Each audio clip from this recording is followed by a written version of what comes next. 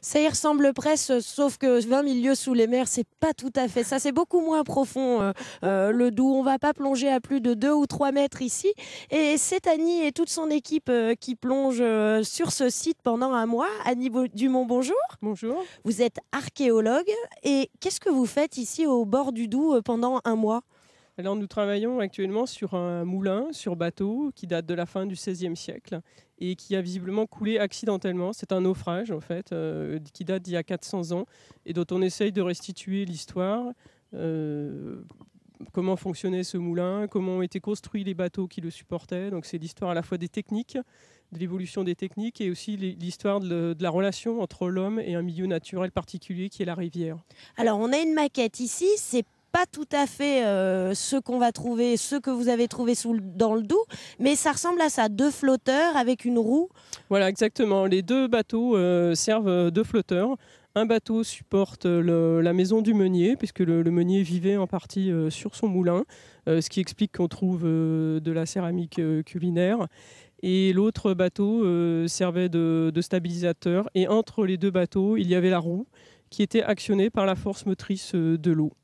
Vous êtes ici pour recueillir de l'information. En fait, vous remontez des pièces de mobilier qui étaient sur ce bateau, mais l'idée, c'est de reconstruire un peu l'histoire, c'est ça? Voilà, donc c'est à la fois l'histoire d'un meunier, peut-être de sa famille, qui vivait sur ce bateau en partie, au moins une partie de l'année, à la fin du XVIe siècle, on pense. Ce qui nous permet de donner cette précision, c'est à la fois des analyses au carbone 14 sur des bois, et aussi une partie des objets qu'on a trouvés et qui datent visiblement de la fin du XVIe siècle. Alors, c'est très particulier. Vous êtes archéologue, mais on n'est pas en train de fouiller sur la terre, mais ça fonctionne pareil sous l'eau. Oui, ce sont les mêmes techniques d'archéologie terrestre qui sont adaptées à un milieu un peu particulier. On est limité par le temps de travail passé au fond de l'eau, par la quantité d'air qu'on peut emporter avec nous. Il y a parfois aussi des problèmes liés à l'état du cours d'eau. L'année dernière, par exemple, nous n'avons pas pu travailler puisque le Doubs était en crue quasiment toute l'année. Donc, nous avons dû annuler la campagne et travailler sur un site plus bas, moins exposé au courant. Alors, on le voit, les pièces sont très très bien conservées. Ça, c'est la particularité de l'eau. Oui, l'eau douce conserve bien les matériaux organiques. Donc ici, j'en ai pas présenté parce qu'une fois qu'on les sort de l'eau, ils sont très fragiles. On ne peut plus les exposer à l'air ni à la température ambiante.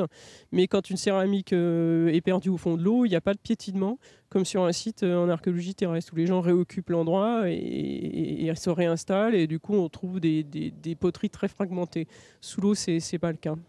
Merci beaucoup, Annie. Voilà un petit peu d'histoire sur ces fouilles. On va expliquer après comment on y va techniquement avec le plongeur. Très bien, eh bien merci Amélie et donc à tout à l'heure.